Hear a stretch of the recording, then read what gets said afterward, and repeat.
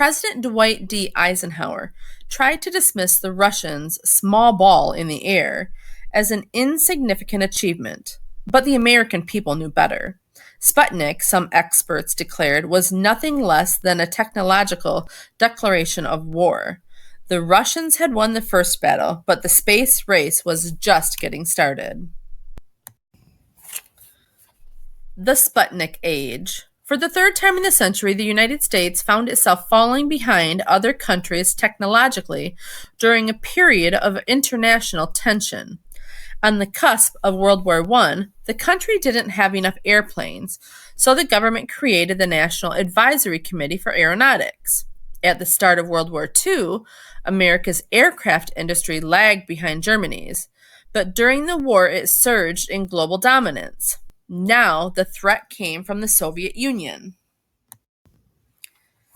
Readers, I'm going to reread. Listen to understand what may have gone by quickly the first time that I read, but also think, what makes this part important to the story? The Sputnik Age. For the third time in the century, the United States found itself falling behind other countries technologically during a period of international tension. On the cusp of World War I, the country didn't have enough airplanes, so the government created the National Advisory Committee for Aeronautics.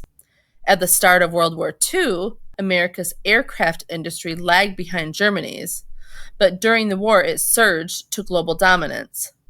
Now the threat came from the Soviet Union. What is this part saying, and why was it so important for us to reread?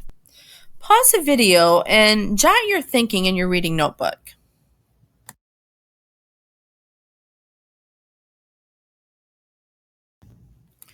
Readers, you may have been thinking that World War II and how it changed lives was a key subtopic in the book, and that this section gives another detail about how the aircraft industry changed.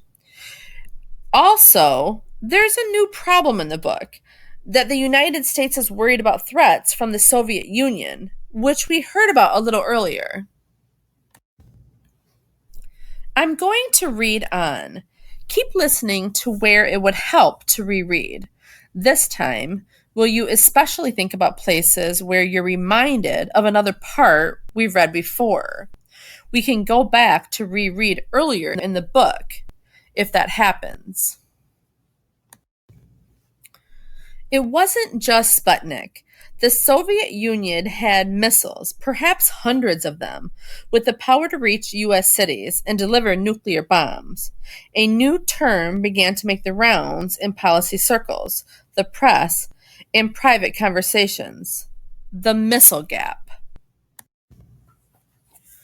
Black newspapers and their readers wasted no time in making the link between America's inadequacy in space and the dreadful conditions facing many black students in the South. While we were forming mobs to drive authoring Lucy, the black woman who integrated the University of Alabama in 1956, from the Alabama campus, the Russians were compelling all children to attend the best possible schools, argued the Chicago Defender. Until the United States changed its views on racial inequality and gave the same opportunities to all students, it would never be able to lead the world, the newspaper commented. Readers, I think this is a place that connects back to prior parts, and it might be worth rereading a prior part to help think about this. This sounds awfully familiar, right? We can't let them beat us? Does that remind you of another part that we read? It could pay off to reread the section we read the other day about the segregated busing. I'll reread, and I want you to think, how does rereading this part help us understand the racial inequalities in the United States more deeply? As the sign drama played itself out in the Langley cafeteria, an important civil rights case was playing out in the courts. Irene Morgan, an employee at the Baltimore-based aircraft manufacturer Glenn L. Martin Company, worked on an airplane production line. In the summer of 1944, Morgan traveled on the Greyhound bus to her hometown in Gloucester County, Virginia, next door to Hampton. On the return trip, she was arrested because she refused to move to the back of the bus. The NAACP Legal Defense Fund defended Morgan, and in 1946, the United States Supreme Court ruled in Morgan versus Virginia that segregation on interstate buses was illegal. What were the women at West Computing doing making such a fuss about a sign in the cafeteria?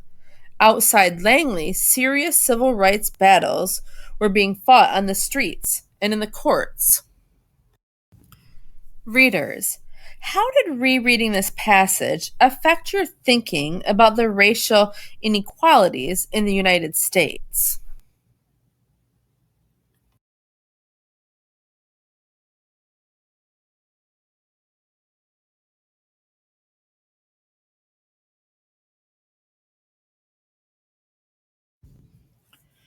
Racial inequality persisted for a long time. Were you surprised that there was still segregation in schools 10 years after segregation on buses was made illegal? Did it help you understand why the United States hadn't shot a rocket into space yet? They'd been discriminating against an entire group of people for far too long. Did you notice how that quickly deepened our thinking? Sometimes going back to powerful prior passages can do this for you.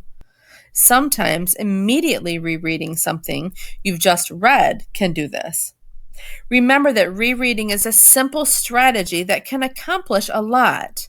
And having some kind of simple note-taking strategy, like a timeline, can help you remember what parts you may want to reread. My suggestion is to start by rereading. Look at your notes or jot some new ones and decide on a part that is worth revisiting before you read on today. It could be the very last thing you read as a way to refresh your memory, or it could be a powerful part like the one we just tried together. Of course, there are lots of things you'll be practicing as well. And you'll want to make sure that you add this new strategy to your reading notebook. Reread new parts and or old parts to deepen understandings. Ask, is this a confusing part I should reread? Ask, does this part remind me of something earlier in the text that I should revisit?